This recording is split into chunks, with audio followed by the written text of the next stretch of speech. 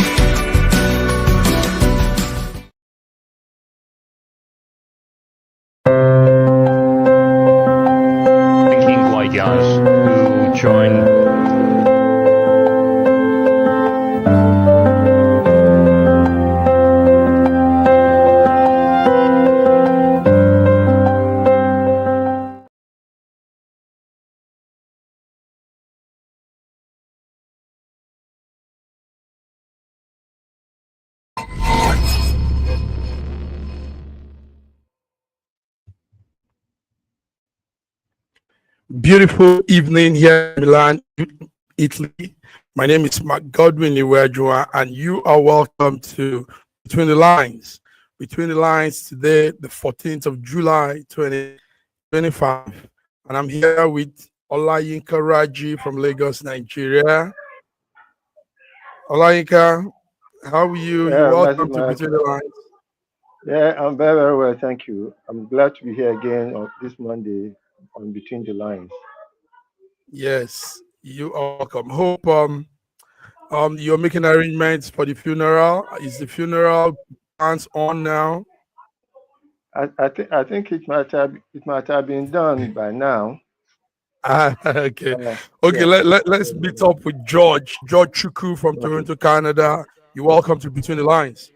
Well, thank you so very much. Mike Godwin, Olayinka Raji, my man, how are you? Good evening. I'm very well. Welcome the viewers from around the world on Between the Line on Monday. Stay tuned with us because it's going to be a fantastic one. So many news that we're going to be receiving from Massive Mark. not Massive Mark, George. So many news from you guys. I mean, you guys give the updates. You guys are the powerhouse of what we do here. You know, without you, we can't get those updates. Viewers, listen, George and Raji. Viewers are coming in now. Viewers, you need to know that these men take their time to get us updated. You know, so it's a great opportunity to have this gentleman always here giving us this insight. So you're both welcome, gentlemen. You're welcome. Thank you. Okay. George, you use the word so much news. Yeah, indeed, so many news around. Let's go with Nigerian President Muhammad Buhari dies at 82. George, it's sad. We finally lost our president. The news is he had leukemia. I think that's cancer of the blood or something. Tell us, what do you hear? What was it you heard from Canada before Raji gives us that Nigerian tape? George, what was it you heard? Yeah, we just had the news yesterday.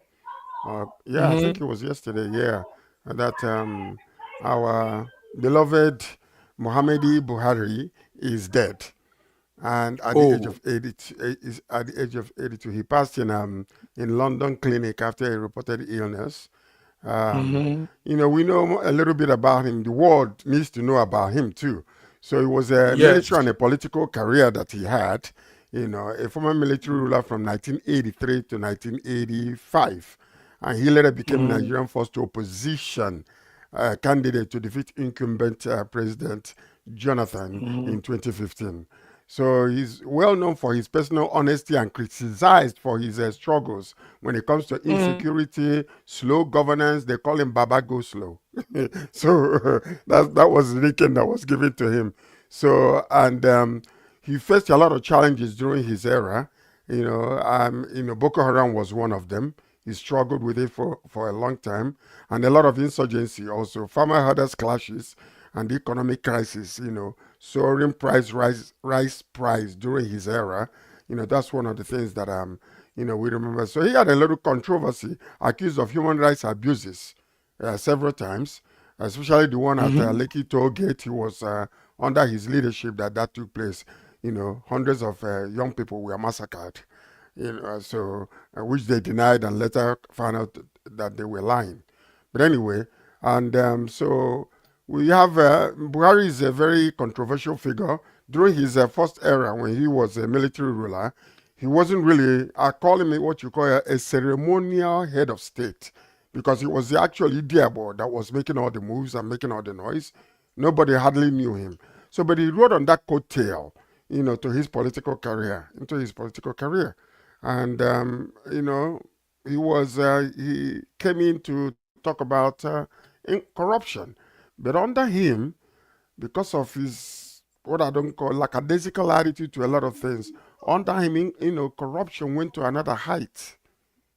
And one of the major problems he had that was he wasn't even in Nigeria for so long because he was always abroad. Taking care of himself because of illness. Indeed.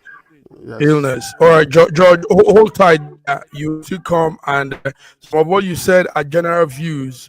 I want you to say your own views, George, because I saw a beautiful op-ed you wrote on the private chat.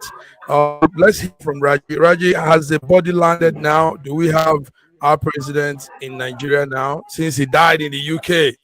Imagine. Yes, I should think so. The body has landed now, and I think burial is tomorrow morning, because either it has been buried now, or burial will be tomorrow morning. Either he has been buried or burial will be tomorrow morning. Burial will be tomorrow morning. So gentlemen, let's look at some. Go ahead, Raji. It is very saddening to me in particular that this man was reputed to have built a 21 billion naira state house clinic. Meanwhile, there's not even a structure to point at.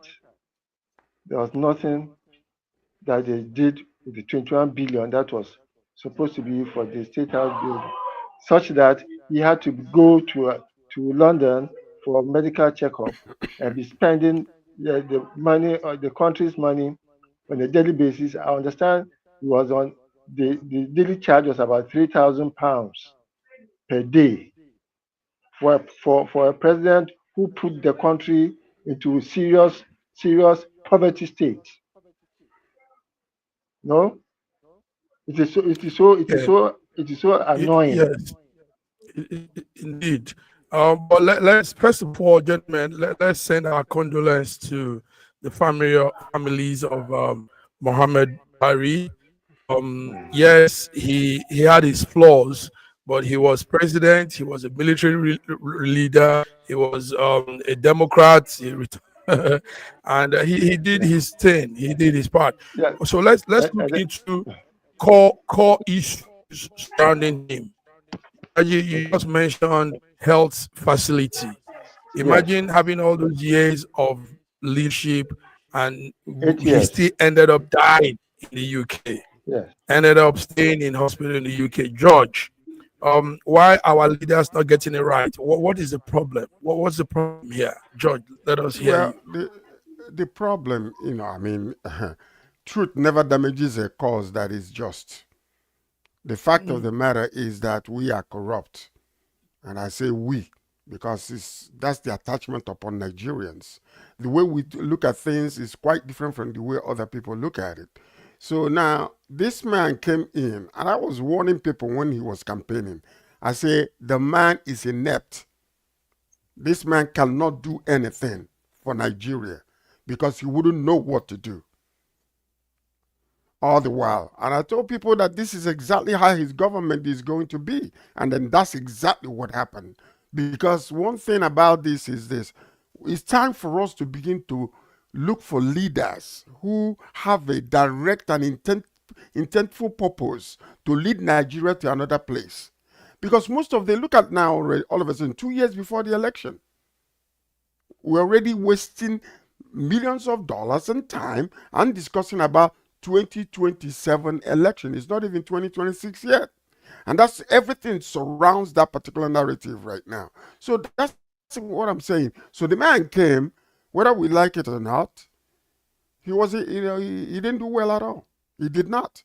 Not, I don't see anything that I can attach to his leadership and say this is his legacy. The legacy that he has right now is the legacy of a lot of people dying under his watch as the leader of Mieti Allah, and he ignored every single thing that these herdsmen that were doing. He ignored it. He never attached himself to it because he was their leader. So under his leadership, the price of cow gets higher than the price of human beings. Because when you kill one cow, they will make sure that you go to jail for it. But sometimes when you kill somebody, you get away, like what we see every day. So, it's very unfortunate, but our condolences to the family once again. We lost a statesman in Nigeria, but he didn't do Nigeria right, in my own estimation. And I stand for the truth. Strong estimation. Reggie, we also know that yes, a lot of the index from so many organizations says there was so much killing under his watch, like George telling us now. And but one thing I know is some of this blame, does the president takes this blame? Because he gives command, he gives instruction. And when those subordinates don't follow up with those instructions, yes, there will be problems. So what is it the one that gets the blame? Does he take the blame for all the killings and all the massacres and all that? The buck stops on his table. Whatever happens, everything goes back to the head. If the head is good, you will see. Look, I'll just tell you about Abacha. During Abacha's time, there was no insurgency anywhere. The crises were there, but there was no insurgency anywhere. Everything was nipped. Everybody was on his toes. During Abacha's time, the exchange rate was solid. It never went back. Yeah, this man came in with a promise, and then eventually told us that he didn't make any promises. We all understood that his change was for him to build a refinery, one refinery every year for the time he was in power. The only refinery he built was in Niger Republic because he's from Niger Republic. His loyalty was to Niger Republic. And he built a railway line that goes from Kano to Niger Republic. Meanwhile, there's a need for a railway line to go all over the country, but he built one that goes to Niger Republic. It is actually how should I put it? It's actually very, very saddening as a Nigerian to see that a lot of those people have ruled us, especially from the north, are not native Nigerians, are not even native Nigerians.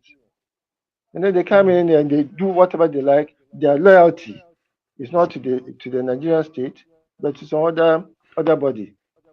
Ever since Buhari declared himself as the general of the Fulani, his loyalty was no more to the country, but to the Fulani people everywhere across the West Africa. And during his time, the Fulani people had free reign over the whole country, and they could do anything, whatever they could do, and they could get away with it. When Jonathan tried to curtail the activities of Boko Haram, Buhari said that Jonathan was killing his people, and therefore, when 100 children were kidnapped, there was no everything. Everything was done to ridicule Jonathan rather than to save the children, because the children because they probably were behind the kidnapping. Now I said at that time that if a chicken was stolen in my village, if a chicken was stolen in my village and the owner cried out, the whole village will rise up. How much more 100 children? Children. The case of Leah Sharibu, whatever her name is, who was among 100 female girls who were kidnapped. Among everybody else was released except Leah Sharibu, because she was Christian. If I were in government, for that single person, there won't be any negotiation until that person, until all the girls are released. But what did he do? The girl is still in the house of the kidnappers. Probably has become a wife, has settled to them, and has been giving them children. You know, it is saddening. Okay. Saddening. Thank you. I understand. Sorry. I understand that there was jubilation even in Dara when his death was announced, and I felt sad for him that his people will be jubilating about his death, because he was essentially useless to them. Or maybe I won't conclude like that, because we are talking between the lines today. It's our Nigerian ex-president Muhammad Buhari that passed on yesterday at the age of 82. Let's come to some other thing. George, what do you think what's the future for a lot of things? Will some of these leaders learn that they are not doing as expected? I mean, it's a shame to die in another man's health center when you were a leader and you could have built that structure in your place. You know. So, George, what do you think? Moving on, what do we see? What do we expect? We've been recycling the same types of leaders in our country. And that is because of the way we think. We've been cultured to think a certain type of way. Now, you see, because what you call the tribal sentiments and everything else, is really taking over a lot. Right now, Buhari is gone. Do you think that Tinubu will be thinking about his own mortality at this moment? Most of them, nobody does. Nobody does. And, if anything, the man went, he went his own way. He said his people were jubilating in his area. Well, maybe they're celebrating the 7 virgins that is embraced right now when he's there. Didn't they promise 7 virgins? If you die in the cause of the faith, this one didn't die in the cause of the faith. Wait. Okay. Only all right, gentlemen, do you also know that a former head of state too, General Abubakar Abdusalam, is also the news this morning is he's recuperating. He's also in London, going through health issues, but recuperating as of this morning. So it's really an appalling thing. That's where I'm looking at. That these men are not even ashamed to go to these other countries for their health checks, and when they had the power, they had that power that everything at their disposal to build similar thing that they are going to meet here. It's sad. Okay, gentlemen, thank you very much. Just one sentence on that thing. And to think that in the early 60s, the Sultanate of Saudi Arabia used to send their people to the UCH in Ibadan. Okay. Mm-hmm. Can you imagine? Yes. Can you imagine? And Raji knows what he's saying, because Raji is if a graduate. Raji, tell us more. Tell us, this one you said now is heavy. It's very sad. It's very sad. We are deteriorating so fast, and we have a group of shameless leaders who don't have any love for the country. So if you have love for yourself alone. What department of the hospital that was? What was it that they come to get treated University for. College Hospital in Ibadan, UCH Ibadan, was up to a Mayo standard in the early 60s, with the most fantastic professors of medicine in attendance. It was so Okay, so well these people organized. they come From to Saudi tourists. They Arabia. were on trip from Saudi Arabia. They come for Yeah. medical training. Medical Is it Yes, the medical treatment. training or treatment. Treatment. treatment? Treatment. They send Yes, their yes, treatment. patients to Nigeria. Indians used to. Indians used to. This thing, you see a lot of Nigerians going to India right now. That's the reverse was the case. There was a time when Nigeria was a refuge for Indians. And a lot of them came, many of them, they flooded Nigeria at that time. But look at India today. Look at India today. I'm talking about in the 70s. Okay. So when you look at what Olaika Raji is saying, how fast our country has been deteriorated, and it's only simply because of the type of leaders that we've had. That's it. We see the nation came to the point where we tolerate anything because we are almost backed against the wall, and it seems like we can't do anything. So leadership will recycle among all these people, and that's how it's been. That's how it's been. Look at what is happening in the political arena right now. Like I was saying, the emergence of this new political party in Nigeria. These are, when we're talking about leaders. Now look at what is going to happen. Because you're already talking about Atiku going to run. So if Atiku now runs, Obi will not be his second. So you see, there's division right there already. Unless all of them will galvanize and put their hands together and say, okay, this is somebody that we all agree and put there. So, we're going to talk about that.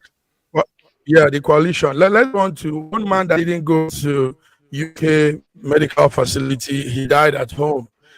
That's that monarch of the Awujale of Ijebuland. The Awujale of Ijebuland is also a reserved, very unique, peculiar monarchy we have in Nigeria. Raji, the Awujale passed on yesterday too, the same time with Buhari. And we know these two people were friends, but he was more older, 91 years, and been on the throne for 6 decades now. 65. Tell us, 65. 65 decades now. Okay. Yes, he was he was made Aujale in 1959 or 60. 61. There, 61. Yeah, he has been there, 61. Okay, he has been there since. He's one of the most respected traditional rulers globally. During the time of Abacha and everything, the man was erect and faithful. He wasn't like some people who capitulated before Abacha. He was able to stand erect before Abacha, yes, and tell him to his face. Especially when it came to the case of Dia. Dia is an Ijebu man. So when they went to Abacha to ask about whatever Dia might have done, Abacha was saying everything, but the man said, "Okay, we have heard you, sir, but can we speak to our son?" He was not allowed to speak to their son. At that point, he said there was no comment I was going to make. He was very, very resolute and very, very a man of character and integrity. Very, very well respected. Yeah, viewers, that's another prominent figure we lost yesterday, the Awujale of Ijebuland. Ijebuland is in Ogun State. Ogun State is southwest Nigeria. So, and this is Oba Sikiruka de Adetona. His burial is taking place right now that we're talking at Ijebu, and we know a lot of prominent people will be there. So he was also a friend with Buhari, and it's interesting how two friends left the same day. George, destiny could have two. I think it might just be. I think it's coincidence, but anyway, yeah. Our condolences to the family. So let me put a traditional thing to it. When an Oba dies, there's supposed to be somebody else to die with him. So people are saying that probably Buhari is Abubaku for Sikiru Adetona. Hey. Are they still practicing that thing? What does that Practically, it mean? is there. Huh? When normally when an Oba dies, there's supposed to be somebody else to go with him onto the land of the living dead, so that he will be able to see to the domestic needs of the Oba. So when since Buhari seemed to have been the person who was following the Oba to, and they were friends, so it's just assumed that maybe there was a pact. So Buhari May will their go and souls serve. Buhari may will their go and serve souls the rest in Oba. peace. Yes, but Buhari is younger, so it doesn't matter. Okay. Interesting one. Okay. That's a traditional thing, some fabu tables and some of those things. I don't know how Africa came into it, but it works for them. George, yeah, Sikiru Kayode Adetona has passed on. I know the Southwest don't play with their obas, the monarch. Mostly this seat is a strong one. George, what do you have? Well, first of all, our condolences to the family and to the Jebu people. And the truth of the matter, the man lived a good life. He left a good legacy from what I have what I've had so far. He was a strict individual, but he's a no-nonsense individual too. And then somebody was talking about the book that he wrote, and the person who was supposed to be, proofreading that book was seeing all kinds of things the man wrote. Everyone he quarreled with, he would detail the quarrel, everything, and put it there. So the man was like, we need to change these things because it wouldn't be too good on your image. The Oba said, write this exactly the same way I put it down. That's what I want. So you can see he's a very strict individual and a very principled man too. So, well, Upright. may his soul rest in perfect peace. Amen. Thank you, George. Thank you, guys. So viewers, that's it. Two major figures in Nigeria passed on yesterday, and one still recuperating in the hospital in London. Abdul Salam Abubakar, former head of state, is also still in London. We pray he recuperates and go back home and not stay there. So yes, thank you, George. Thank you, Raji. But before we go leave this talk, let's look something again, something very vital. There's this misconception. Some people say they've been saying it since Buhari passed on that this is the second death. This is the Jubril, so-called Jubril that has died. That is not Buhari. Now, that's a very ridiculous statement because nobody can be cloned to that extent. I mean, yes, they're cloning. We know of the sheep cloning and all of that, but not this one. But a lot of people are running with it. George, do you know even some very smart people? I hear them say, this is Jubril that has died. And I'll be wondering, what are you saying?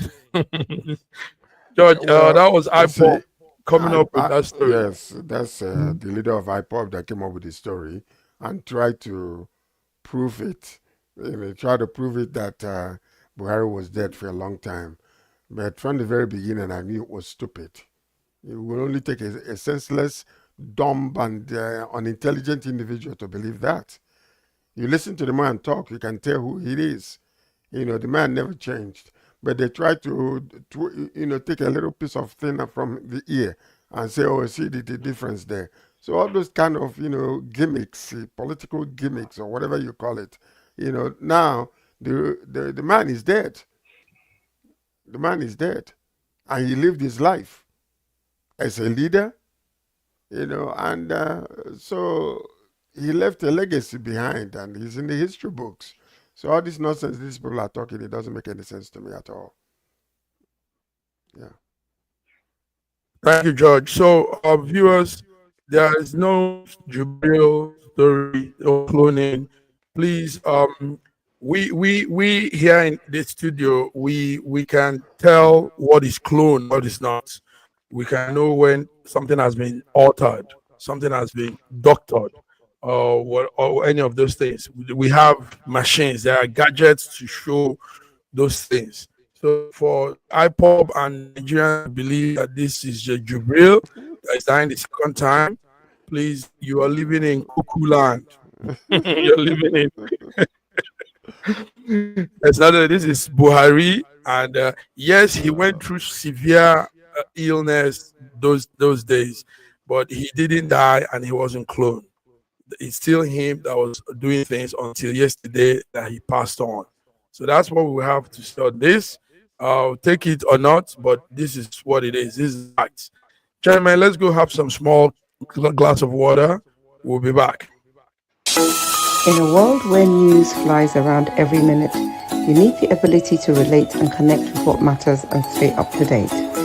Schengen Story Media News Echoes program is Africans in Diaspora and at Home's leading English news network, one of the most trusted, respected sources for news updates on current affairs as they affect global Africa.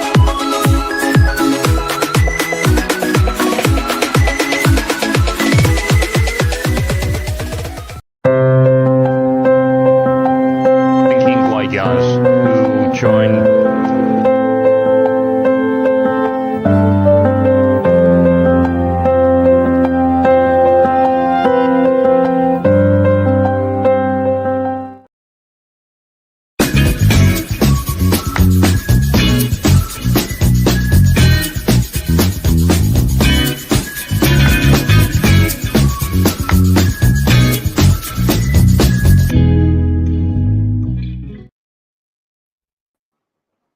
All right, gentlemen, we're here. Viewers, you're on to Between the Lines, Monday, 14th July, 2025.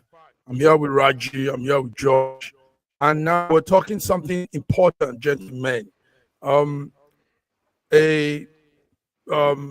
think that man is a prominent constitutional lawyer and a senior advocate of Nigeria. It's called Mike Izokume. Mike Izokume is raising an alarm. He said, our current constitution is illegitimate and it cannot save Nigeria. A brand new constitution is required. Mike Izokume is blowing the alarm. George, Raji, this is serious. I know we've been saying this since many years now. Nigeria needs a new constitution. Nigeria needs a new constitution. What do you guys say? Georgie? Yeah, I was reading something about this, about the Nigerian constitution that the guy, but you've heard this from different lawyers and from different people, that the constitution, the 1999 constitution that we are, we are living by now, is actually not supposed to be, because it was an emergency constitution that was done right after the military rule. That they need not amendment, because amendment will not solve the major problems that the constitution faces. Therefore, they are saying that a new constitution needs to be brought forth that will not bring a fair equilibrium among all the five areas of Nigeria: the north, the south, the east, west, and the central. So this is it is important for us to understand that we've come to the place where we have a common level of understanding among all parts of Nigeria to draft a new constitution that will be our own constitution, that will be fair to every part of Nigeria. So I'm with them on that one, honestly. So you're with them on that one. Yes. Okay. Yes. Raji, Yes. this man has raised this alarm. We know there are a lot of illegitimate documents, things in that is flawed. It's very correct. It starts with we, the people of Nigeria. Meanwhile, the people are not represented. The people are not represented. It's not the people's. It's not their anything to do with them. Go ahead. Yeah. Now you see, the illegitimacy of the constitution has been known ab initio. You'll be surprised to know that Obasanjo did not swear to any constitution when he was being sworn in. as the president of Nigeria. Because at that time there was no constitution. They just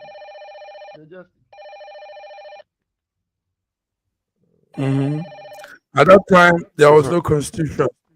Yes. But I think we were living under the old constitution under Shehu Shagari. No. Yeah, so there was a constitution then. No, there was a constitution. Yes. Sorry for that. Yes. First of all, let's do something, George. Let's bring our viewers to understand what we're saying. Let's break it down. This is between the lines. Now, a constitution is what governs a country, like everybody knows, is the supreme law of that country. So Nigeria has always had a constitution, even though some people say not at some point. Now, one thing is that the last amendment was done in 1999 under Obasanjo's administration. Now, that last constitutional amendment doesn't speak to Nigerians today. It's flawed. It's not coordinated. It doesn't define anything that guarantees fundamental human rights. So now people they are saying, let us change it, let us amend it thoroughly. So Raji, go ahead. I spoke because you were good. Sorry, there was a call coming that was disturbing. So I'm sorry about that.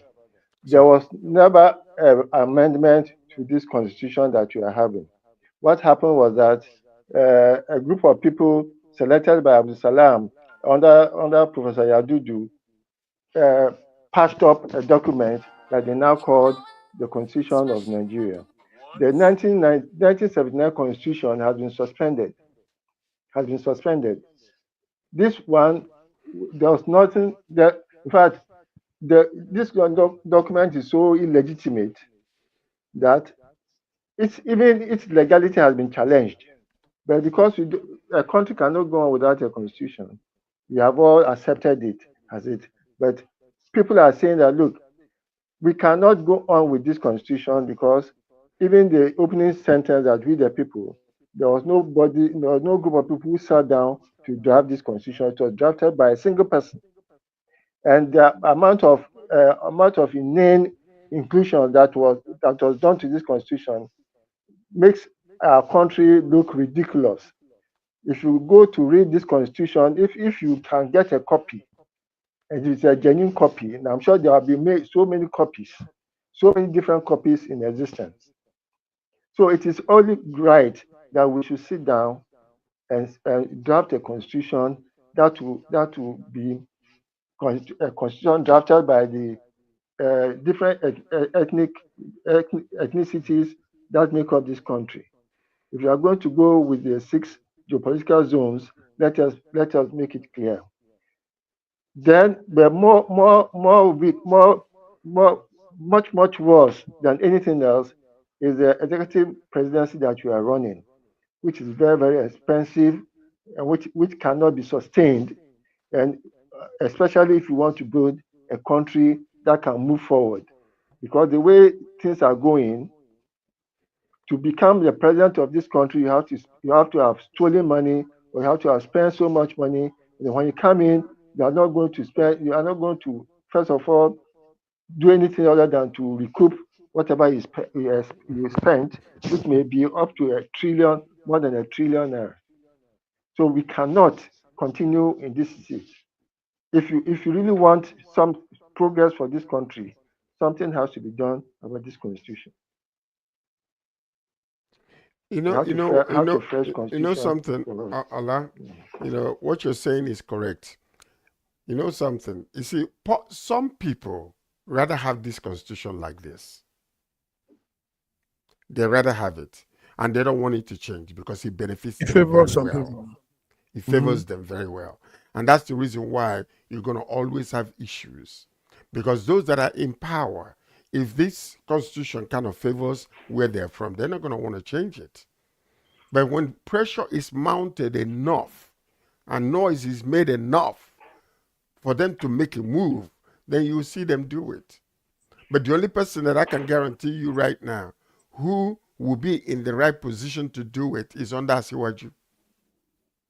Under him. Because number one, the man is bold, whether we like it or not. He's bold. Whatever he wants to do, he'll put his mind there. He will make sure that it is done. Whether he's going to manipulate or push or shove or hijack or whatever, he will do it. That's Asiwaju for you. So under him, he can craft this new constitution and ensure that when the constitution comes, every part of Nigeria will be happy and satisfied with it. Gentlemen, take note of something. Sorry. To add to what George just said, I'm very, very happy that the political situation in the country is pushing things forward, especially with this ADC and all these things that is happening now.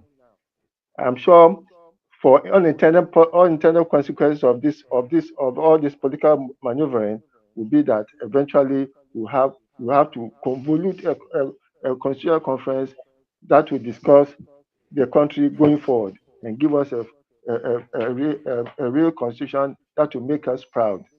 Because I can assure you that there are many copies of this constitution. There are many copies of it. Okay. Many different copies. Gentlemen, hear this now. I'm bringing a different viewpoint into this. There are 4 legal systems in Nigeria. You have the English law, which is this one that we are talking about, this constitutional style of Nigeria. Now you have the common law, and you have the Sharia law. Do you know some parts of Nigeria is being governed by the Sharia law? So the argument now is, how can we have one constitution that governs the sovereignty of Nigeria as a country?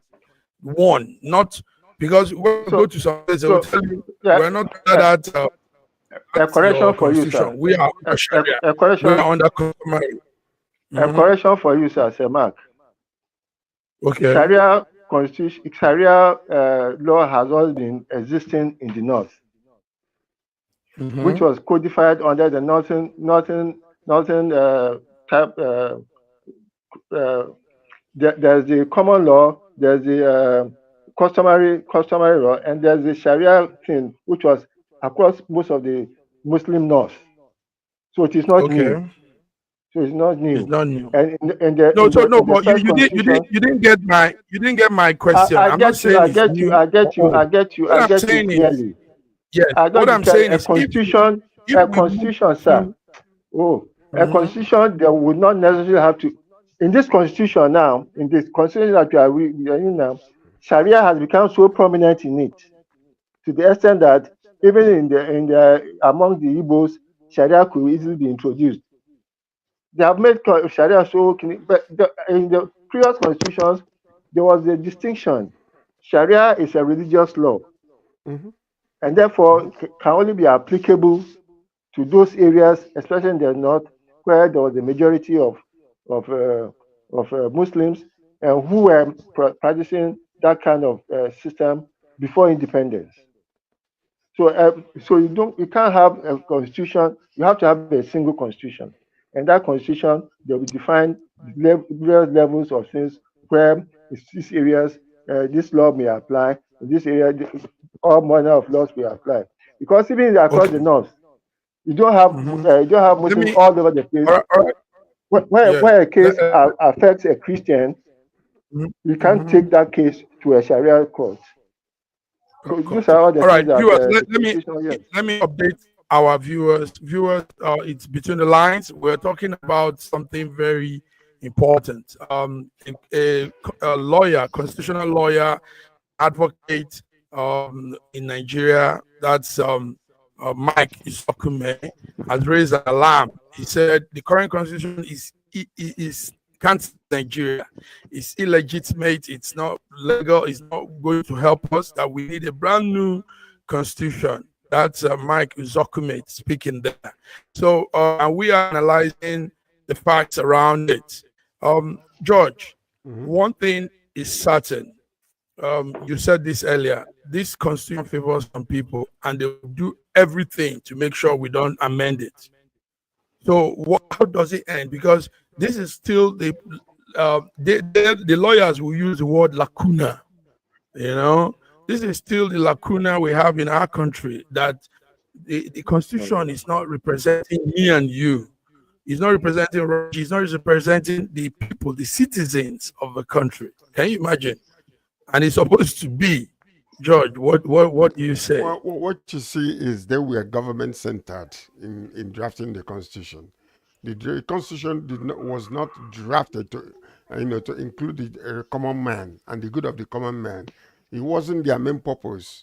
So most of the things you saw was, constitution basically is for the government, because basically that's what it is. So, but they have For the politics. people in mind.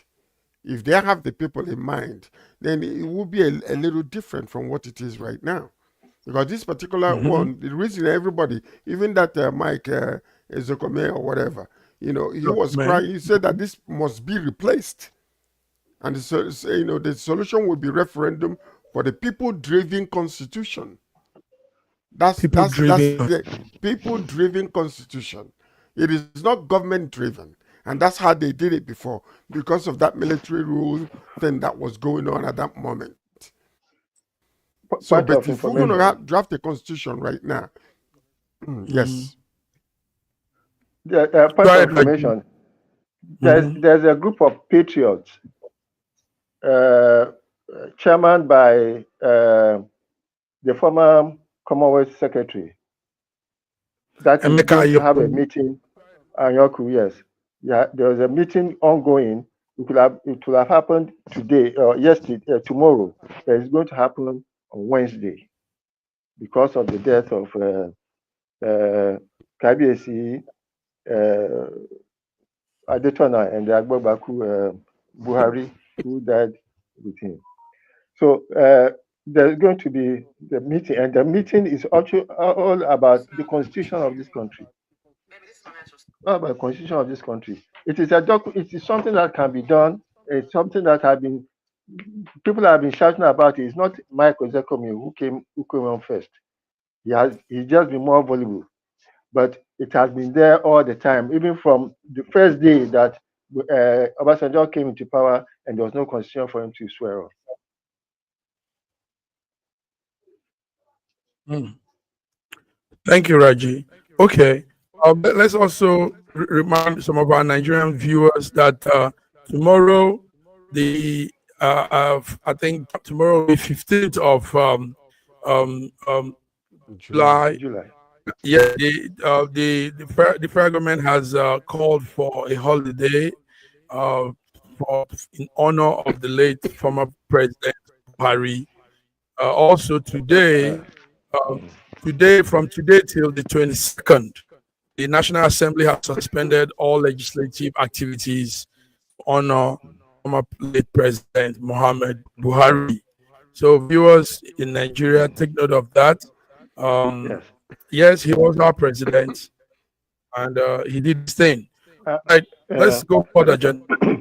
Sorry, just one more sentence.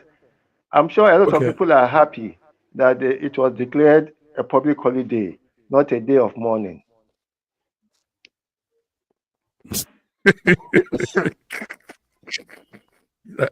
Raji is looking at another angle. Raji takes everything so deep, he goes deeper than. All right, guys. APC sweeps all chairmanship election in Lagos. Take note that the chairmanship election comes this time in Lagos. Councillors, chairman, these are local politicians in each state. So, but the election yesterday, on Saturday, APC swept everything. Gentlemen, what does this mean for the coalition? What does this mean for PDP? George, what does this mean for your party? Okay, George is APC. So what does it look like for everybody? Raji, tell us. Now that all the parties are fragmented, APC will sweep everything, especially in Lagos. APC will sweep everything because the parties are not they are not even organized enough to present a single candidate for the election. So in most words, it was the APC candidate all the way. In most words, it was the APC candidate all the way.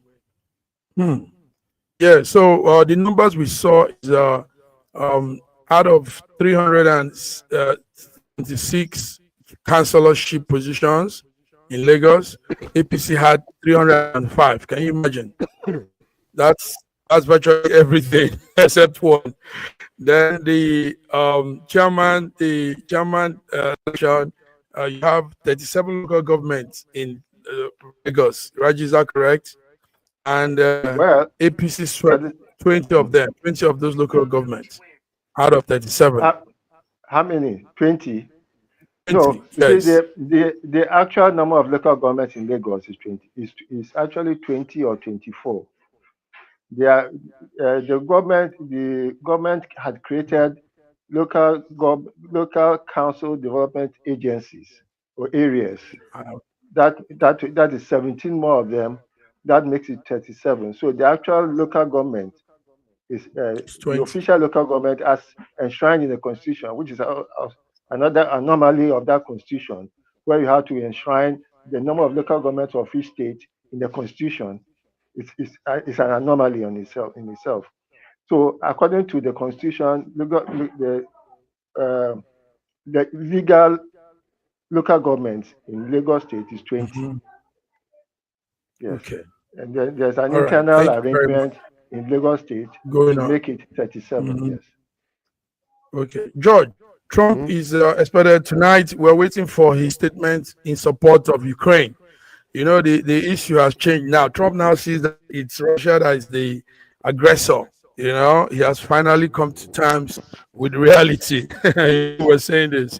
George, tell us what are we expected to hear in the statement? There's nothing you're going to hear about that, but he's going to be talking about the number of planes and war crafts that are being bought from the U.S. and they're going to turn them over to United Nations or whatever.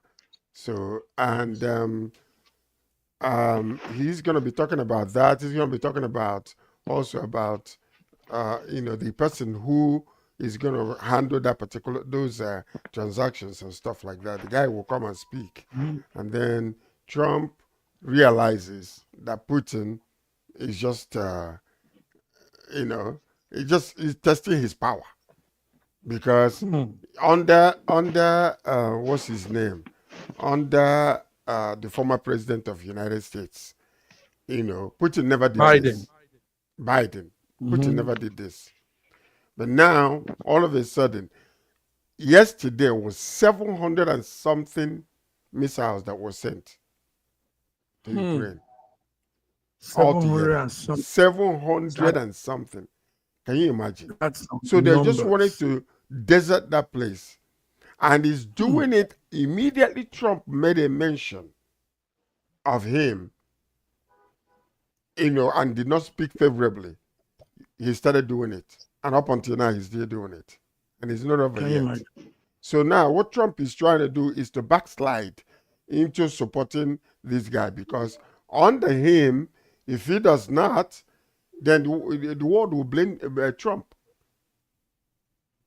If Ukraine is toppled today, the world will blame him, because he got it in his power to be able to do something. And he, first of all, because of his admiration for Putin, he started turning against the president of Ukraine, and publicly disgraced both of themselves. Because but of now he has seen the light. Because now I told you guys before. There's no light. There is hold on. There is absolutely no way that it is practically impossible.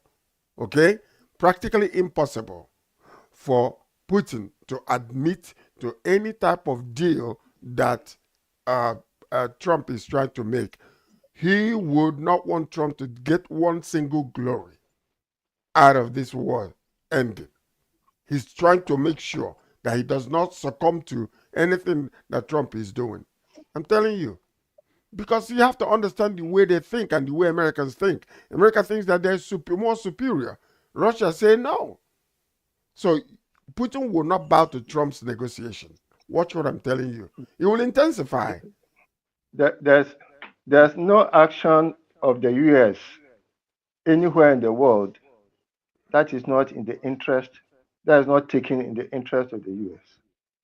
So if the U.S. asks you to go to war, they want to put you in a position whereby they can now take advantage of you and for their own interest. They are doing the same thing with the Filipinos. They have done it with Ukraine.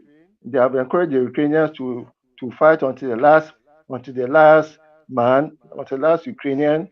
Millions of Ukrainians are out of the country as refugees across Europe. The whole country is devastated. The only thing that can save Ukraine now is for Ukraine to say, look, all those medicines of the EU and US, please let me discuss with my partner in Russia. They bear the same first name. They are both Vladimir Putin or Vladimir Zelensky. They bear the same first names. So let them talk to each other one-on-one, and let all those medicines of the US and their greed in taking over the resources of other countries, let them get the US out of the whole problem. With Trump and his nature, unless Trump is out of the system, there can be no peace between Ukraine and Russia. Let Ukraine go to Russia and negotiate its own peace. Okay, viewers, we are talking Ukraine, Russia, we're talking Trump, making major statements tonight in support of Ukraine. He's also meeting with NATO Secretary Mark Rutte tonight by, I think that will be 10 p.m. Europe time. Gentlemen, but the fact remains that there's big money, there's big deposit of minerals in Ukraine, and Trump wants a lot of that. Now, this war escalating will not make businessmen go in and those minerals. So Putin could be playing this fast game too, to ensure that nobody goes in there to get any of these things, because he wants those things too. George, that's what you're trying to say. Russia doesn't want anything. All that Russia wants is that the resources of Russian resources. Russian resources. Russia is easily the richest country in the world. The resources that Russia has.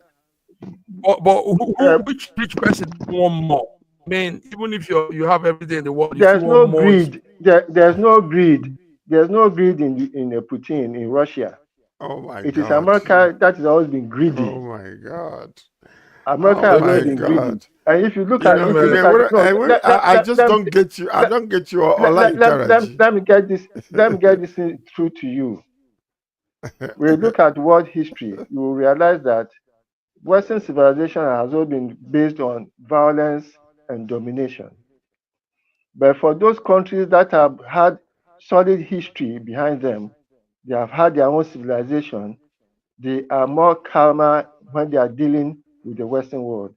Western civilization is coming to its end, and therefore the only thing they can do is to look for wars, endless wars, and that is what the West is interested in, endless wars. It is happening in Israel, on Gaza, against Syria, against Lebanon, against all his neighbors. They have gone into Iran, endless wars, just to keep the defense, the industrial thing up and running. They make money out of violence, out of weapons. Gentlemen, we I think we're enough now. George, we thank you for coming. Yes, viewers, it's been Between the Lines, 14th July 2025. George, Raji, and myself done our thing. So let's come Wednesday. Raji, put us on updates with the various areas of these two major figures. and All right. all the other news. We're hearing so many other things too. So maybe we'll come talk Okay. about them on Wednesday. Yes. George, And what do you have? if you have Last access word. to if you have access to Trump, please advise him to keep his nose out of Ukraine war, and let Ukraine have peace with Russia. Right. Anyway, I just want to thank viewers from around the world for watching us today. My name is George Chukwu, all the way from Toronto, Canada. Now, you have yourself a wonderful evening until you see you on Wednesday. Nice. Bye-bye.